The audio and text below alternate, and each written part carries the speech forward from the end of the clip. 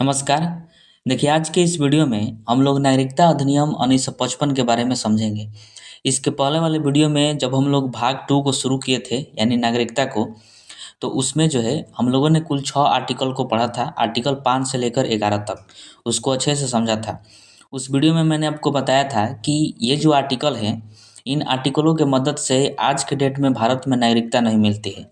अगर वर्तमान समय में किसी व्यक्ति को नागरिकता चाहिए तो उसको जो है नागरिकता अधिनियम 1955 के द्वारा ही नागरिकता दिया जाता है। क्योंकि जो आर्टिकल 5 से 11 तक थे वह उसी समय के हिसाब से बनाए गए थे जब हमारा देश आज़ाद हुआ था। उस समय जब संविधान लिखा गया था उस समय की जो भी कंडीशन थी उस हिसाब से उन आर्टिकल को सेट किया गया था। इसलिए वह जो है केवल 26 जनवरी 1950 तक ही लागू थे। यानी जब संविधान लागू हुआ उसी दिन तक वह लागू थे। उसके बाद जो है उनको लागू नहीं किया गया। केवल संविधान में उसको वर्णित किया गया, केवल वो संविधान में है। अगर वर्तमान समय में नागरिकता चाहिए तो उस हिसाब से नहीं मिलेगा। उन आर्टिकल के मदद से आपको नागरिकता अधिनियम 1955 के द्वारा ही नागरिकता दिया जाता है। तो आज के वीडियो में उसी को हम लोग पढ़ने वाले हैं, उसको समझेंगे विस्तार से। बहुत इंपॉर्टेंट वीडियो है, इससे जो है एग्जाम में प्रश्न पूछा जाता है। तो वीडियो को ध्यान से देखिएगा। तो चलिए वीडियो को शुरू करते हैं। तो चलिए अब देखते हैं नागरिकता अधिनियम 1955 को।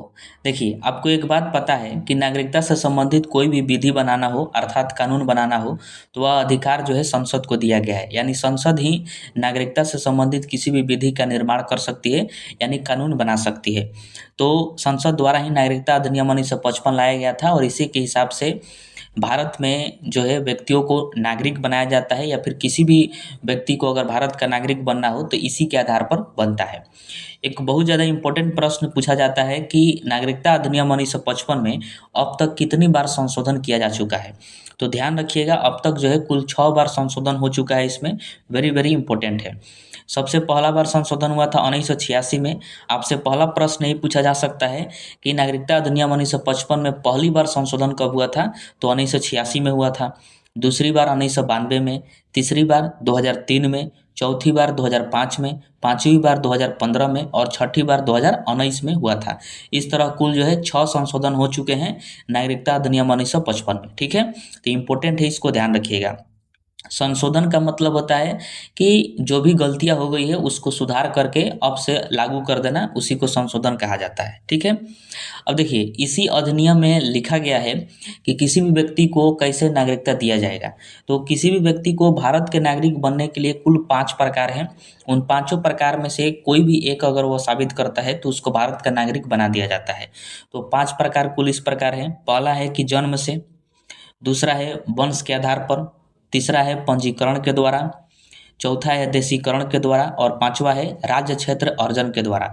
इन्हीं 5 तरीकों से किसी भी व्यक्ति को भारत का नागरिक बनाया जाता है और वह नागरिक बन सकता है। अगर इसमें से किसी को एक को भी साबित कर देता है, प्रूफ दे देता है, दस्तावेज दे देता है, तो उसको जो है भारत का नागरिक बना दिया जाएगा। ठीक है, इस वीडियो में हम लोग पांचों को एक एक करके एकदम बढ़िया से पढ़ेंगे, डिटेल्स में पढ़ेंगे। जैसे एग्जाम में प्रश्न पूछा जाता है उसी तरह हम लोग इसको पढ़ने वाले हैं। और वीडियो के लास्ट में हम लोग प्रीवियस ईयर क्वेश्चन को भी देखेंगे। प्रीवियस ईयर क्वेश्चन लगाकर ही जाइएगा, बहुत ज़्यादा इंपॉर्टेंट है। इससे आपको पता चल जाएगा कि आपकी तैयारी जो है कैसी है, आपने जो है कितना इसको समझा है। ठीक है, तो आइए हम सबसे पहले देखते हैं कि जन्म से कैसे नागरिकता दिया जाता है इस अधिनियम के द्वारा। तो देखिए, पहला प्रकार है जन्म से। इसमें कहा गया था कि यदि किसी व्यक्ति का जन्म 26 जनवरी 1950 के बाद भारत में हुआ है तो वह भारत का नागरिक होगा, ये कहा गया था। और आपको पता है कि 26 जनवरी 1950 को हमारा संविधान लागू हुआ और जो आर्टिकल 5 से लेकर 11 तक थे वो 1950 तक ही लागू थे, उसके बाद लागू नहीं थे। तो ये सबसे बड़ी चुनौती थी कि 1950 के बाद किसको भारत का नागरिक बनाया जाएगा।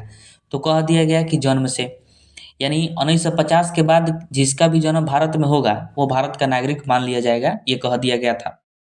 अब इसका जो है विदेशी बहुत ज़्यादा मिसयूज किए, जैसे कि पाकिस्तानी हो गए। अब मान लीजिए कि कोई पाकिस्तानी महिला है और वह जो है पहले से ही प्रेग्नेंट है और 1952 में वह भारत में घूमने के लिए आई। ठीक है, और यहीं पर एक बच्चे को जन्म दे दी। अब उस बच्चे को भी भारत का नागरिक बनाना पड़ेगा। क्यों बनाना पड़ेगा? क्योंकि हमारा संविधान ही कह रहा है कि 1950 के बाद जिसका भी जन्म भारत में हुआ होगा वह भारत का नागरिक होगा। तो महिला वो पाकिस्तानी है और 1952 में आई है, 1950 के बाद, और यहीं पर आके एक बच्चे को जन्म दी, तो उस बच्चे को भी भारत का नागरिक बनाना पड़ेगा, जबकि उसकी माता जो है वो पाकिस्तानी है। तो ये बहुत बड़ा गड़बड़ था, और इसका जो है बहुत ज़्यादा गलत फ़ायदा उठाया गया पाकिस्तानियों के द्वारा, विदेशियों के द्वारा। जिसको भी मन था वो आती थी और यहीं पर जो है बच्चे को जन्म देती थी और उसको नागरिकता मिल जाता था। तो ये बहुत ज़्यादा मिसयूज इसका उठाया गया, इसलिए इसमें संशोधन करना जरूरी था। इसीलिए 1 जुलाई 1987 को इसमें जोड़ा गया कि भारत में जन्म लेने वाले बच्चे को नागरिकता दिया जाएगा, लेकिन उसके माता या पिता में से कोई एक भारतीय नागरिक होना चाहिए। ध्यान दीजिएगा इस डेट को, और इस पॉइंट को आप ध्यान रखिएगा। 1 जुलाई 1987 को जोड़ा गया कि किसी भी बच्चे को, जो बच्चा जन्म लेगा भारत में, उसको नागरिक माना जाएगा, लेकिन उसके माता या पिता में से कोई भी एक भारत का नागरिक हो तब उसको नागरिकता दिया जाएगा, अन्यथा नहीं दिया जाएगा। जैसे मान लीजिए कि कोई जो है इंडिया का लड़का है और वह जो है विदेश में गया, ठीक है, और वहाँ पर जाकर किसी लड़की से शादी कर लिया और शादी करके फिर इंडिया लेकर चला आया, और यहाँ पर वह लड़की जो है एक बच्चे को जन्म दी, तो उस बच्चे को नागरिकता दे दिया जाएगा। क्यों दिया जाएगा? क्योंकि उसके पिता जो है भारतीय हैं। या फिर ऐसे भी मान लीजिए कि इंडिया की कोई लड़की है और विदेश में गई, किसी भी देश में, और वहाँ पर किसी लड़के से शादी करके इंडिया चलाई और यहाँ पर एक बच्चे को जन्म दी, तो उस बच्चे को भी नागरिकता दिया जाएगा। क्यों दिया जाएगा? क्योंकि उसकी माता जो है भारतीय नागरिक है, इस वजह से दिया जाएगा। और यही बात 1 जुलाई 1987 को जोड़ा गया था कि भारत में जन्म लेने वाले उस बच्चे को नागरिकता दिया जाएगा जिसके माता या पिता में से कोई भी एक भारत का नागरिक हो, तो उसको नागरिकता दे दिया जाएगा। अब इसका भी गलत फायदा उठाया गया। अब कैसे उठाया जाएगा? देखिए, मान लीजिए कि कोई इंडिया का लड़का है और वो विदेश में कोई कार्य कर रहा है, मान लीजिए पाकिस्तान में कोई कार्य कर रहा है, और वहाँ पर जो है कोई महिला है जो कि पाकिस्तान की एजेंट है, तो वो उस लड़के को फंसा कर उससे शादी करेगी और शादी करके फिर इंडिया आएगी और इंडिया में आके बच्चे को जन्म देगी, और जब जन्म देगी तो उस बच्चे को भी नागरिकता देना पड़ेगा क्योंकि उसके पिताजी जो है भारतीय हैं। और फिर उसी तरह से जो है मिसयूज किया जाएगा, बम वम फोड़ा जाएगा। तो ये बहुत बड़ा गड़बड़ था, इसका मिसयूज होने लगा, इसलिए इसको भी क्लोज किया गया। और फिर 3 दिसंबर 2004 को इसमें जोड़ा गया कि माता और पिता दोनों भारतीय नागरिक हो, तब जाके उस बच्चे को नागरिकता दिया जाएगा, अन्यथा नहीं दिया जाएगा। ये बात इसमें कहा गया। और अगर कोई एक भारतीय नागरिक है तो दूसरा अवैध प्रवासी नहीं होना चाहिए, मतलब गलत दस्तावेज से नहीं आना चाहिए, तो उसको नागरिक बनाया जाएगा। और ये कब जोड़ा गया था? 3 दिसंबर 2004 को, ध्यान रखना है। जैसे हम लोगों को नागरिकता मिला है तो कैसे मिला है? जन्म से नागरिकता मिला है, क्योंकि हमारे माता और पिता दोनों भारतीय हैं, तब हमें नागरिकता जो है मिला हुआ है। अब हाल ही में एक चर्चित था, हमने पहले वीडियो में भी चर्चा किया था कि जो सीमा हैदर है और जो सचिन है उसका पति, सचिन जो है वो भारत का नागरिक है, लेकिन सीमा हैदर वो पाकिस्तानी है और वो भी अवैध प्रवासी है, भारत में जो है गलत तरीका से आई है, गलत दस्तावेज के तहत आई है। अब इन दोनों के शरीर से जो बच्चा होगा उसको जो है भारत का नागरिक नहीं माना जाएगा। क्यों नहीं माना जाएगा? क्योंकि उसका पिता जो है भारतीय है, पहला बात। दूसरा बात कि उसकी माता जो है पाकिस्तानी है और वो भी अवैध प्रवासी है। भारत में क्या है, वो अवैध प्रवासी, गलत तरीका से आई है। तो हमारा संविधान ये कहता है कि किसी भी बच्चे को नागरिकता तभी मिलती है जब उसके माता और पिता दोनों भारतीय नागरिक हो, तब। ये 3 दिसंबर 2004 को जोड़ा गया था, दोनों नागरिक होना चाहिए तब उसके बच्चे को नागरिकता दिया जाएगा। लेकिन यहाँ पर तो सचिन केवल भारत का नागरिक है, सीमा हैदर तो है नहीं, तो उसके बच्चे को नागरिकता नहीं मिलेगा। आगे हम जानेंगे कि किस आधार पर नागरिकता उसको मिलेगा। ठीक है, तो आपको ये ध्यान रखना है कि जन्म से नागरिकता हमने आपको पूरा बता दिया, लेकिन आज फिलहाल आज के डेट में क्या है कि दोनों जो है नागरिक होना चाहिए, माता और पिता दोनों, तभी उस बच्चे को नागरिकता दिया जाएगा। ठीक है, तो देखिए दूसरा प्रकार है वंश के आधार पर। इसमें कहा गया कि विदेश में जन्मा बच्चा भी भारत का नागरिक होगा यदि उसके पिता भारतीय नागरिक हो। यानी इसमें कहा गया था कि अगर विदेश में भी किसी बच्चे का जन्म होता है तो उसको भी भारत का नागरिक माना जाएगा, लेकिन कब माना जाएगा? जब उसके पिता भारतीय हो तब नागरिक माना जाएगा। जैसे मान लीजिए कि भारत का कोई लड़का है और वो विदेश में गया और वहीं पर जो है किसी विदेशी महिला से शादी कर लिया और वो महिला जो है किसी बच्चे को जन्म दी विदेश में, तो उस बच्चे को भी भारत का नागरिक मानेंगे। क्यों मानेंगे? क्योंकि उसके पिताजी जो हैं वो भारतीय नागरिक हैं। तो इसलिए उसको वंश के आधार पर भारत की नागरिकता मिल जाएगी। अब इस बात पर भारत की महिलाएं जो है बवाल कर दी।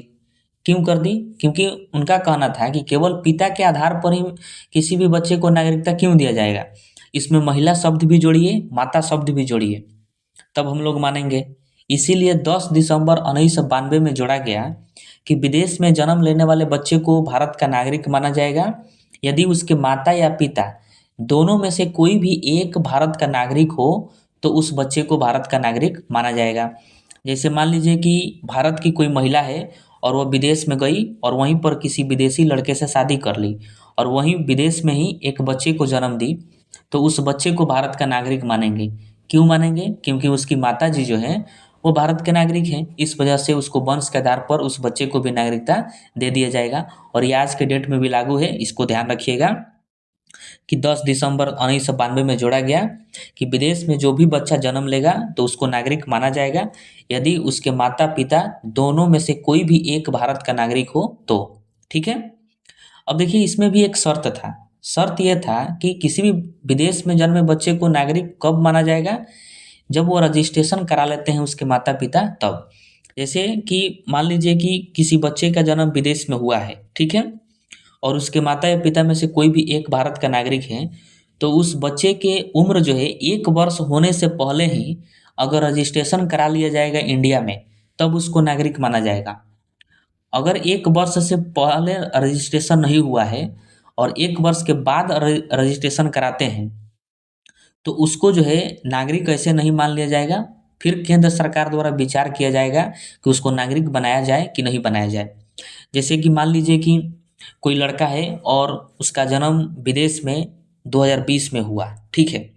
विदेश में 2020 में उसका जन्म हुआ और उसके पिताजी भारतीय नागरिक हैं और 21 तक उसका रजिस्ट्रेशन नहीं हुआ और 1 साल पूरा हो गया, तो फिर उसको जो है वंश के आधार पर नागरिक नहीं माना जाएगा। केंद्र सरकार द्वारा विचार किया जाएगा कि उस बच्चे को नागरिक माना जाए कि नहीं माना जाए, ठीक है। तो ये शर्त आपको ध्यान रखना है कि बच्चे के उम्र के 1 वर्ष के भीतर रजिस्ट्रेशन अनिवार्य होगा। यदि उम्र 1 वर्ष से अधिक हो गया है तो फिर केंद्र सरकार द्वारा विचारणीय है, केंद्र सरकार द्वारा विचार किया जाएगा कि उसको नागरिक माने कि नहीं माने, ठीक है। इसी में एक बात जोड़ा गया कि यदि किसी नाबालिग को वंश के आधार पर भारत की नागरिकता मिली हो और वह किसी अन्य देश का भी नागरिक हो, तो उसे वयस्क होने के 6 माह पूर्व ही उस देश की नागरिकता त्यागनी होगी, अन्यथा भारत की नागरिकता जो है समाप्त हो जाएगी। देखिए इसको समझिए विस्तार से। जैसे कि मान लीजिए कि कोई भारत का लड़का है, वो विदेश में जाके शादी किया है किसी विदेशी महिला से और वो एक बच्चे को विदेश में जन्म देती है, तो उस बच्चे को तो वंश के आधार पर भारत का नागरिकता मिल जाएगी क्योंकि उसके पिताजी जो है भारतीय हैं, तो वंश के आधार पर उसको नागरिकता मिल जाएगा। लेकिन जिस देश में उसका जन्म हुआ है उस देश का भी तो वो नागरिक हो गया, यानी उस बच्चे को 2 देश की नागरिकता मिल गई। एक जो विदेश में उसका जन्म हुआ और उसके पिता के आधार पर उसके पिताजी या फिर माताजी अगर भारतीय नागरिक हैं, तो उस आधार पर भारत का भी नागरिक वो हो गया, यानी 2 देशों का नागरिक हो गया। तो अब ये बात आती है कि फिर अब भारत तो एक ही देश की नागरिकता देता है, एकहरी नागरिकता का प्रावधान है भारत में, तो फिर 2 देश का नागरिकता वो कैसे लेगा? इसलिए इसमें कहा गया है कि उसके नाबालिग होने तक, मतलब जब तक वो नाबालिग है तब तक 2 देश का वो नागरिक है, लेकिन जैसे ही उसका 18 वर्ष उम्र पूजेगा, तो 18 वर्ष पूजने से पहले ही उसको डिसाइड करना पड़ेगा कि हमें किस देश का नागरिकता चाहिए, विदेश में रह रहा है उस देश की या फिर भारत की नागरिकता, क्योंकि उसको दोनों देश को मिल गई है। तो 18 वर्ष होने से पहले उसको चूज करना पड़ेगा 17.5 वर्ष तक, ठीक है। तो चूज कर सकता है कि हमें भारत का नागरिक रहना है या फिर विदेशी नागरिक रहना है, तो उसके हाथ में है। अगर 18 वर्ष पूज गया तो उसको भारत की नागरिकता त्यागनी पड़ेगी, उसको भारत का नागरिकता नहीं दिया जाएगा अगर उसका 18 वर्ष पूज गया है तो। अगर 18 वर्ष से पहले ही वो डिसाइड कर लेता है तो वो विदेश का नागरिकता छोड़ देगा तो उसको भारत का मिल जाएगा, या फिर 18 वर्ष से पहले भारत की नागरिकता छोड़ दे तो उसको विदेश का ही रह जाएगा उसके पास नागरिकता। मतलब 18 वर्ष होने से पहले ही उसको डिसाइड करने लेना होगा कि हमें किस देश का नागरिकता चाहिए, ठीक है। तो यही बात इसमें कहा गया है। उसके बाद है पंजीकरण द्वारा। देखिए इसमें कहा गया कि भारतीय मूल के विदेशी व्यक्ति को रजिस्ट्रेशन से भारत की नागरिकता ग्रहण कर सकते हैं लेकिन उसके लिए रजिस्ट्रेशन से पूर्व 7 वर्ष भारत में रहना होगा। देखिए, पंजीकरण द्वारा में कहा गया है कि जो भारतीय मूल के विदेशी व्यक्ति हैं, यानी जिनके पूर्वज कभी भारतीय थे और वह लोग विदेशों में जाके बस गए और वहाँ की नागरिकता लेकर वहीं पर रहने लगे, तो उनको जो है भारतीय मूल का विदेशी व्यक्ति कहा जाएगा, क्योंकि उनके पूर्वज कभी भारत में रहते थे और वह लोग विदेश में चले गए हैं। अगर वह चाहते हैं कि हमें भारत का नागरिकता मिले, तो उनको जो है सबसे पहले आकर इंडिया में लगातार 7 वर्ष रहना होगा और उसके बाद रजिस्ट्रेशन करेंगे, तब उनको पंजीकरण द्वारा नागरिकता मिलेगी। जैसे मान लीजिए कि कोई भारतीय मूल का विदेशी व्यक्ति है और उसका दिमाग अब खुला, अब उसका आँख खुला कि हम जो है भारत के नागरिक बनेंगे, हमें भारत की नागरिकता चाहिए 2026 में।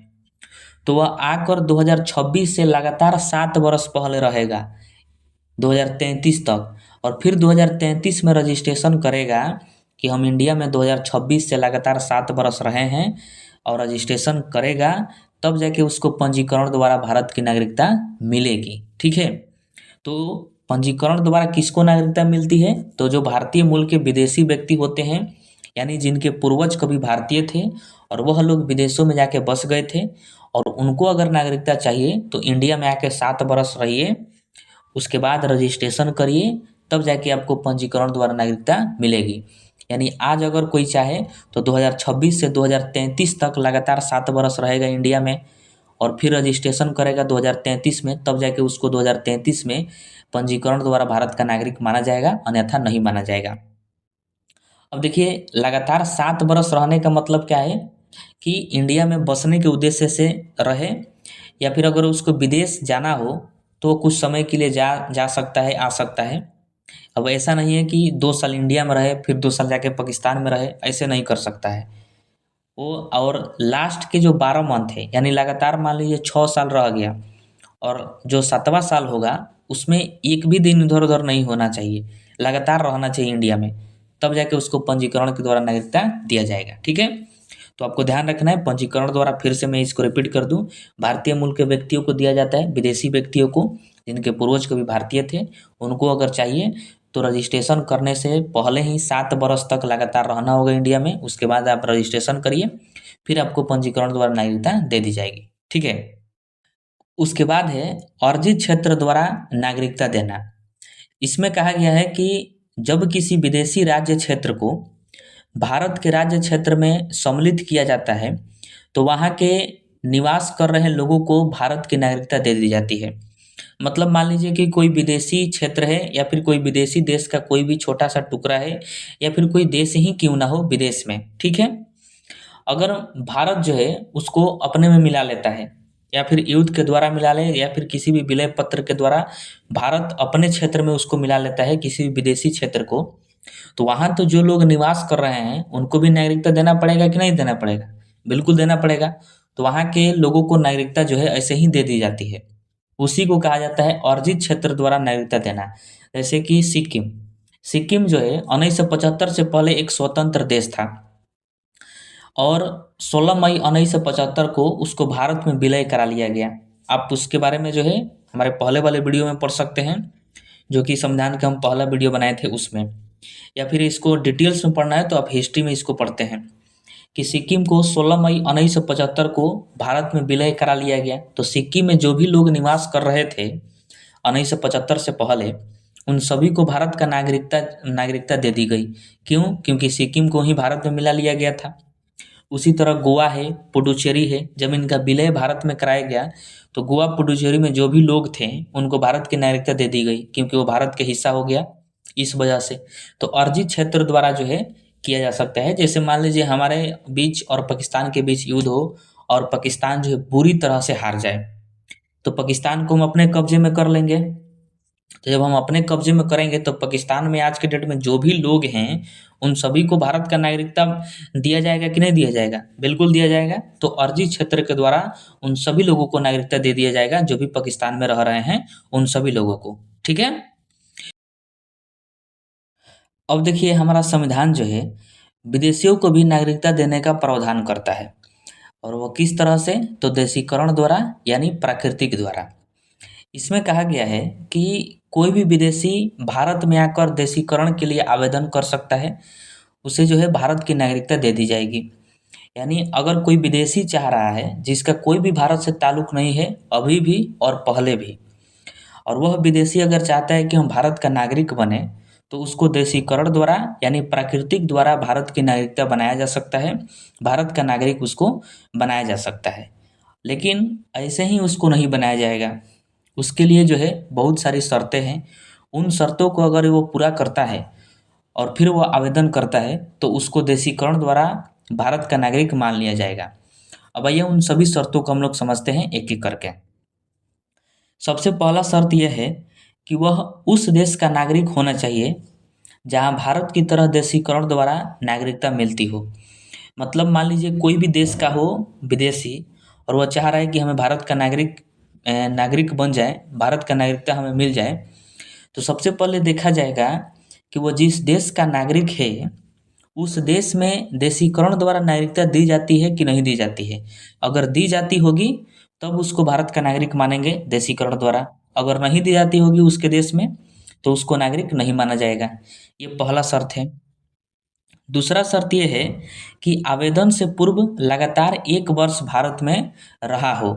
मतलब अगर किसी व्यक्ति को, विदेशी को अगर नागरिकता चाहिए 2027 में, तो वह 2026 से लगातार रहेगा 1 साल और फिर 2027 में आवेदन करेगा, तब उसको देशीकरण द्वारा नागरिकता मिलेगी।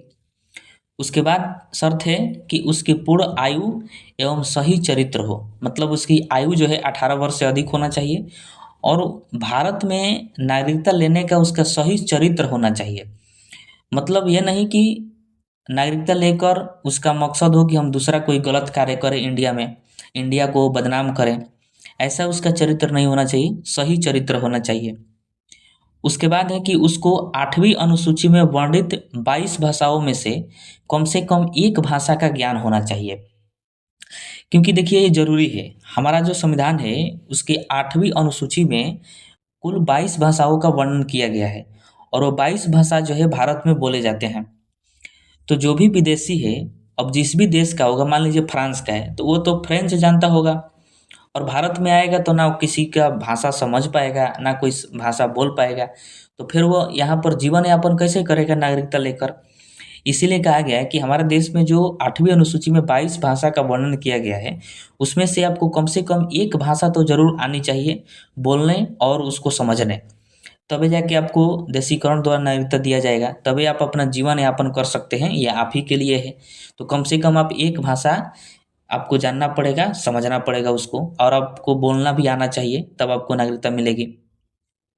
और सबसे लास्ट है और बहुत ज़्यादा इम्पोर्टेंट है कि राष्ट्र के प्रति सकारात्मक सोच और निष्ठा की शपथ लेना होगा उसको, कि हम राष्ट्र के प्रति जो है सकारात्मक विचार के साथ अपने भारत में रहेंगे, हमारे अंदर देशभक्ति रहेगा भारत के प्रति। ऐसा नहीं कि गलत मकसद से यहाँ की नागरिकता लेना हो उसको, तो उसका चरित्र अगर अच्छा नहीं होगा तो फिर उसको देशीकरण द्वारा जो है नागरिकता नहीं दिया जाएगा। उसका पहले चरित्र का परीक्षा लिया जाएगा, परीक्षण किया जाएगा, तभी उसको देशीकरण द्वारा नागरिकता दी जा सकती है। ठीक है, तो ध्यान रखना है आपको कि देशीकरण द्वारा नागरिकता किसको मिलती है, तो विदेशियों को मिलती है जो कि किसी दूसरे देश के निवासी हैं। अगर वह चाह रहे हैं कि हम भारत का नागरिक बने तो वो देशीकरण द्वारा नागरिकता ले सकते हैं सभी शर्तों को पूरा करके। ठीक है, एक आपको नोट पॉइंट ध्यान रखना है कि हमारा संविधान उन लोगों को बिना किसी शर्त के देशीकरण द्वारा नागरिकता देता है जो विज्ञान, दर्शन, कला, साहित्य, विश्व शांति और मानव विकास के क्षेत्र में अपना विशेष योगदान दिए हैं।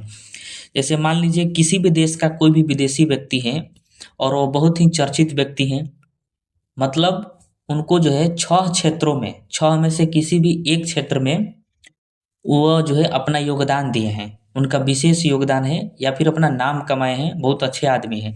जैसे विज्ञान में अगर वो नाम कमाए हैं, फिजिक्स, केमिस्ट्री, बायोलॉजी किसी भी सब्जेक्ट में, दर्शन में हो गया, कला की कोई कला है उनके पास, सिंगिंग करते हो, डांसिंग करते हो, नृत्य कला, ये सब कला हो गया, या फिर चित्रकला हो गया, साहित्य हो गया, विश्व शांति हो गया, और मानव विकास में अगर किसी व्यक्ति का, किसी विदेशी व्यक्ति का बहुत बड़ा योगदान है पूरे विश्व में, तो वह अगर चाहें तो उनको देशीकरण द्वारा भारत की नागरिकता मिल जाएगी बिना किसी शर्त के। जितने भी हम लोग शर्त पढ़ें वो कोई भी शर्त की आवश्यकता नहीं है, लेकिन उसको नागरिकता दे दी जाएगी। जैसे में पाकिस्तानी एक सिंगर हैं अहनान सामी। अहनान सामी जो हैं वह सिंगर हैं, यानी उनको एक कला है और वह कला के क्षेत्र में सिंगिंग के क्षेत्र में वो बहुत बड़ा उनका योगदान है। तो उनको भारतीय नागरिकता प्राप्त है, तो देशीकरण द्वारा उनको प्राप्त है। तो क्या यह इन सभी शर्तों को पूरा किए होंगे? नहीं किए होंगे, उनको ऐसे ही नागरिकता दे दिया गया है, क्योंकि ये 6 क्षेत्रों में से एक कला में वो बहुत बड़ा योगदान दिए हैं, इस वजह से उनको जो है भारत की नागरिकता दिया गया है। अब ऐसे ही नहीं दिया गया होगा, वो पहले आवेदन किए होंगे, उसके बाद ही उनको नागरिकता दिया गया होगा। ठीक है। अब देखिए, हम लोगों ने पढ़ा कि अगर भारत में किसी व्यक्ति को नागरिकता चाहिए तो किन किन तरीकों से नागरिकता जो है वह ले सकता है। अब हम पढ़ेंगे कि अगर किसी व्यक्ति की नागरिकता छीनना हो या फिर कोई व्यक्ति है वो भारत की नागरिकता त्याग करना चाहता है, वो भारत में नहीं रहना चाहता है, तो वह क्या कर सकता है। तो देखिए, नागरिकता समाप्त होने के जो है कुल 3 तरीके हमारे संविधान में दिए गए हैं। उन तीनों तरीकों को आपको समझना है। पहला तरीका है कि स्वेच्छा से आप त्याग कर सकते हैं भारत की नागरिकता। दूसरा तरीका है कि बर्खास्तगी द्वारा जो है आप नागरिकता को छोड़ सकते हैं। और तीसरा तरीका है वंचित होना। तो इन 3 तरीकों से जो है आप भारत का नागरिक नहीं रह सकते हैं, भारत की नागरिकता को जो आप छोड़ सकते हैं। आइए इन तीनों तरीकों को हम लोग जो है एक-एक करके इसको समझते हैं कि क्या-क्या इनमें बातें लिखी गई है। तो देखिए, पहला है कि स्वेच्छा से त्याग करना। इसमें कहा गया है कि आप जो है भारत की नागरिकता स्वेच्छा से त्याग कर सकते हैं। मान लीजिए कोई व्यक्ति है और वह भारत में नहीं रहना चाहता है, कह रहा है कि हम भारत का नागरिक नहीं रहेंगे, हम भारत में नहीं रहेंगे, तो वह स्वेच्छा से भारत की नागरिकता त्याग सकता है, वह आसानी से ये काम कर सकता है। लेकिन ध्यान रखिएगा कि जब भी कोई व्यक्ति स्वेच्छा से नागरिकता त्याग करता है और उसका कोई नाबालिग बच्चा है, तो उसकी भी नागरिकता उसके साथ समाप्त हो जाती है। जैसे मान लीजिए कोई व्यक्ति है और वो भारत में नहीं रहना चाहता है और उसके साथ जो है उसका एक 15 साल का लड़का है, तो जब वह व्यक्ति स्वेच्छा से नागरिकता त्याग करेगा भारत की, तो उसके जो 15 साल का बच्चा नाबालिग है उसका भी नागरिकता समाप्त हो जाएगा। यही बात इसमें कहा गया है, तो इसको ध्यान रखिएगा। एक बहुत ज़्यादा इम्पोर्टेंट है, नोट पॉइंट आपको ध्यान रखना है कि युद्ध के समय आप नागरिकता नहीं त्याग सकते हैं। जैसे मान लीजिए कि भारत जो है, भारत का किसी देश से युद्ध लगा है और आप सोचे कि इसी में हम मारा जाएंगे युद्ध में, तो आप जो है क्या किए कि भारत की नागरिकता त्यागने लगे और त्याग कर सोच रहे हैं कि कहीं दूसरे देश में चले जाएं, तो उस समय आपकी नागरिकता स्वीकार नहीं की जाएगी, त्यागपत्र आपका स्वीकार ही नहीं किया जाएगा, क्योंकि भारत जो है युद्ध में लगा हुआ है। तो युद्ध के समय कोई भी व्यक्ति स्वेच्छा से भी नागरिकता त्याग नहीं सकता है, यही बात इसमें कहा गया है। ठीक है। उसके बाद है एक बर्खास्तगी के द्वारा। इसका मतलब हुआ है कि देश जो है, सरकार जो है आपकी नागरिकता छीन ले, तो उसको कहते हैं बर्खास्त कर देना। भारतीय नागरिक द्वारा किसी अन्य देश की नागरिकता ग्रहण करने पर भारतीय नागरिकता स्वतः बर्खास्त हो जाएगी। जैसे कि आपको जो है भारत की भी नागरिकता मिली है और आप क्या किए कि किसी दूसरे देश की भी नागरिकता ग्रहण कर लिए, तो फिर भारत की नागरिकता जो है आपकी छीन ली जाएगी, भारत की नागरिकता आपकी समाप्त हो जाएगी। तो इसी को कहा जाता है बर्खास्तगी के द्वारा नागरिकता को छीनना। ठीक है। तो आपको ध्यान रखना है कि अगर आप किसी दूसरे देश की नागरिकता लेंगे तो भारत की नागरिकता स्वतः समाप्त हो जाएगी, स्वतः बर्खास्त हो जाएगी। यानी भारत जो है एक ही नागरिकता देने का प्रावधान करता है। आप 2 देश की नागरिकता लीजिएगा तो आपको नहीं मिलने वाला, एक ही देश की आप नागरिकता ले सकते हैं। ठीक है। इसमें भी नोट पॉइंट में कहा गया है कि युद्ध के समय आप किसी भी देश की नागरिकता नहीं ले सकते हैं। ऐसा नहीं कि युद्ध लगा है भारत में तो आप किसी दूसरे देश का नागरिकता ले लिए वहाँ पर जाने के लिए, तो आप नहीं ले सकते हैं, आपको लेने ही नहीं दिया जाएगा। ये बात इसमें कहा गया है। और सबसे लास्ट है वंचित होना। देखिए, इसमें कहा गया है कि केंद्र सरकार कुछ लोगों को नागरिकता से वंचित कर सकती है। यानी केंद्र सरकार को लगे कि ये जो है देश के लायक नहीं है, नागरिकता के लायक नहीं है, भारत में रहने लायक नहीं है, तो उनको जो है नागरिकता से वंचित कर सकती है। अब किन लोगों को वंचित करती है, तो देखिए, पहला है कि फर्जी दस्तावेज से जो प्रवेश किया हो, यानी गलत दस्तावेज से भारत की नागरिकता ले लिया हो या फिर भारत में आ गया हो, तो उसको नागरिकता केंद्र सरकार नहीं देती है।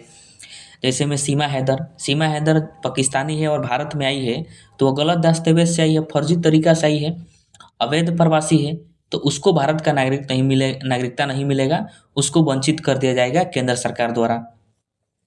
उसके बाद है कि संविधान के प्रति सकारात्मक विचार न हो, कोई संविधान के प्रति जो है गलत व्यवहार करता हो, गलत सोच रखता हो, तो उसको जो है नागरिकता से वंचित कर दिया जाएगा। उसके बाद है कि शत्रु राष्ट्र अर्थात देश से गैर कानूनी संबंध हो, कोई भारत का नागरिक हो, भारत का खाता हो, भारत में रहता हो और पाकिस्तान का गुण गाता हो, पाकिस्तान की बड़ाई करता हो, भारत की बुराई करता हो, तो उसको जो है उसकी नागरिकता छीन ली जाएगी, उसको नागरिकता से वंचित कर दिया जाएगा। ये बात इसमें कहा गया है। यानी उसका गैर कानूनी संबंध हो पाकिस्तान से, जैसे कोई भारत का है और पाकिस्तान में किसी आतंकवादी संगठन से वो जुड़ा हुआ है ऑनलाइन या फिर कैसे भी, तो उसकी जो है नागरिकता छीन ली जाएगी, उसको जो है नागरिकता से वंचित किया जा सकता है, ये इसमें कहा गया है। ठीक है।